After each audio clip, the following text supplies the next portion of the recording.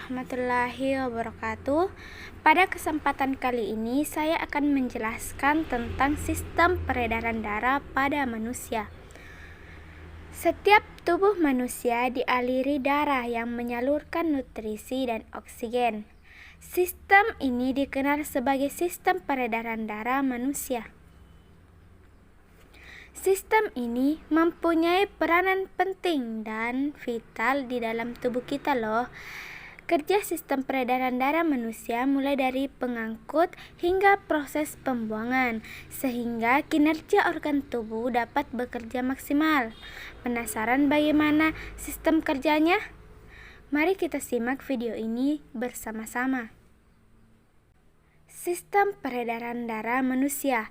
Sistem peredaran darah manusia atau yang dalam dunia medis disebut dengan sistem kardiovaskular adalah sebuah sistem yang digunakan untuk menyalurkan oksigen dan nutrisi dari jantung ke seluruh tubuh.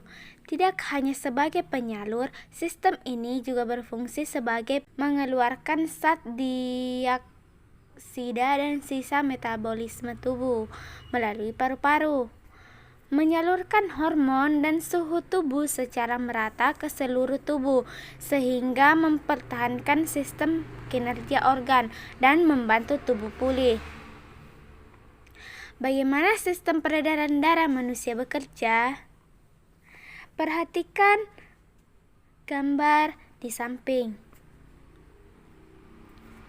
Ada 3 sistem peredaran darah manusia, yaitu sistem sistemik, sistem pulmonan, dan sistem koroner.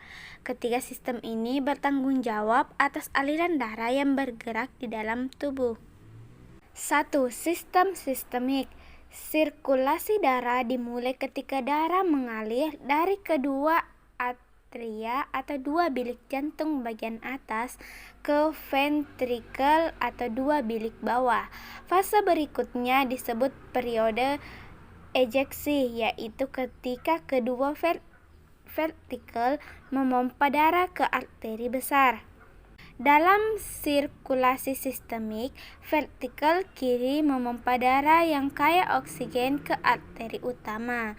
Darah mengalir dari arteri utama ke arteri yang lebih besar dan lebih kecil, lalu masuk ke jaringan kapiler. Kedua, sistem pulmonal.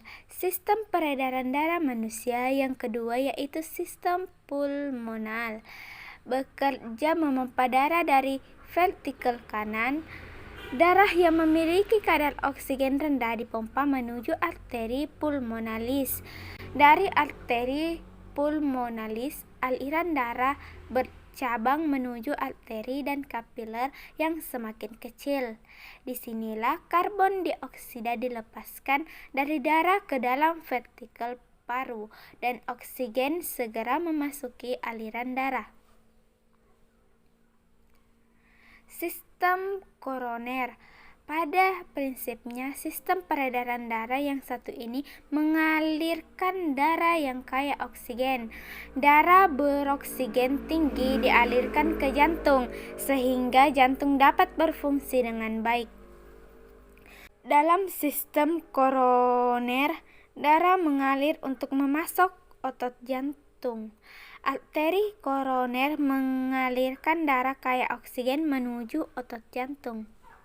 Adapun komponen utama dalam sistem peredaran darah manusia yaitu jantung. Jantung adalah komponen paling penting dalam sirkulasi darah di tubuh manusia. Jantung berfungsi untuk memompa darah sehingga dapat mengalir ke seluruh tubuh. Yang kedua yaitu arteri. Arteri membawa darah yang kaya oksigen dari jantung dan mengalirkan menuju kapiler atau kembali ke jantung. 3. Vena. Vena membawa darah terdeoksigenasi ke paru-paru. Dengan begitu, paru-paru akan menerima oksigen dan dapat bekerja dengan baik.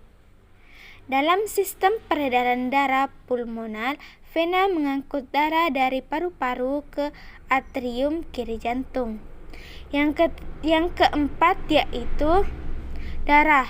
Darah adalah komponen yang bergerak dalam hampir setiap aktivitas di dalam tubuh. Darah mengangkut hormon, nutrisi, oksigen, antibodi, dan darah juga melakukan aktivitas penting lainnya yang diperlukan untuk menjaga kesehatan tubuh. Selanjutnya, kita akan membahas urutan-urutan pada peredaran darah besar dan peredaran darah kecil pada manusia. Secara sederhana, lintasan peredaran darah pada manusia diberikan seperti gambar di samping. Nomor 1 yaitu serambi kanan, nomor 2 yaitu serambi kiri, nomor 3 yaitu bilik kanan, nomor 4 yaitu bilik kiri, nomor 5 yaitu vena, nomor 6 yaitu arteri, nomor 7 yaitu tubuh, nomor 8 yaitu paru-paru, 9 kepala dan tangan, nomor 10 arteri pulmonalis, dan 11 vena pulmonalis, serta 12 aorta. Peredaran darah besar dimulai dari nomor 4, lalu menuju ke nomor 2, dan menuju ke nomor 6, lalu menuju ke nomor 7, dan ke nomor 5, berakhir di nomor 1. Sedangkan peredaran darah kecil dimulai dari nomor 3, lalu ke nomor 10. Setelah dari nomor 10 melewati nomor 8, lalu ke nomor 11, dan terakhir di nomor 2. Peredaran darah besar. Secara singkat, urutan peredaran darah besar dimulai dari jantung ke seluruh tubuh dan kembali ke jantung.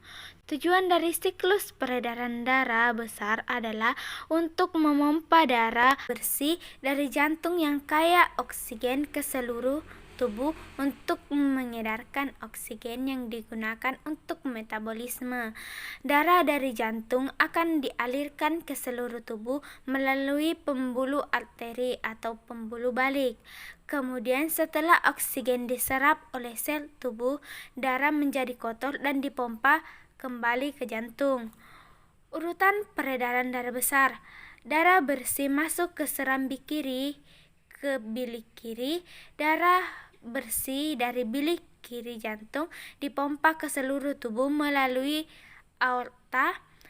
Darah kotor dari seluruh tubuh masuk melalui vena cava ke serambi kanan. Darah kotor masuk dari serambi kanan ke bilik kanan.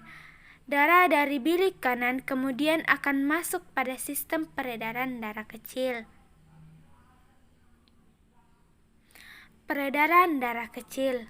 Lintasan yang dilalui pada sistem peredaran darah kecil secara singkat meliputi jantung ke paru-paru, kemudian kembali ke jantung.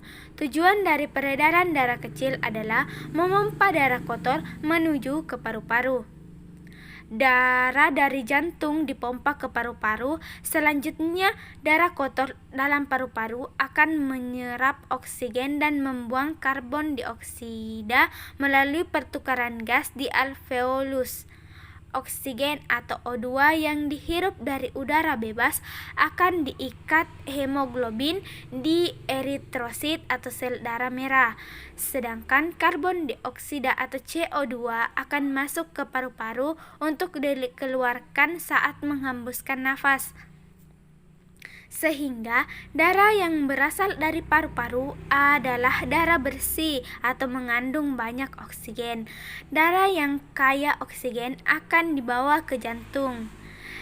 Lintasan aliran darah pada peredaran darah kecil yaitu darah kotor masuk dari serambi kanan ke bilik kanan. Lalu darah kotor dari bilik kanan jantung dipompa ke paru-paru melalui arteri pulmonalis. Darah bersih dari paru-paru masuk ke serambi kiri melalui vena pulmonalis. Darah bersih masuk dari serambi kiri akan diteruskan ke bilik kiri. Darah dari bilik kiri kemudian akan masuk pada sistem peredaran darah besar.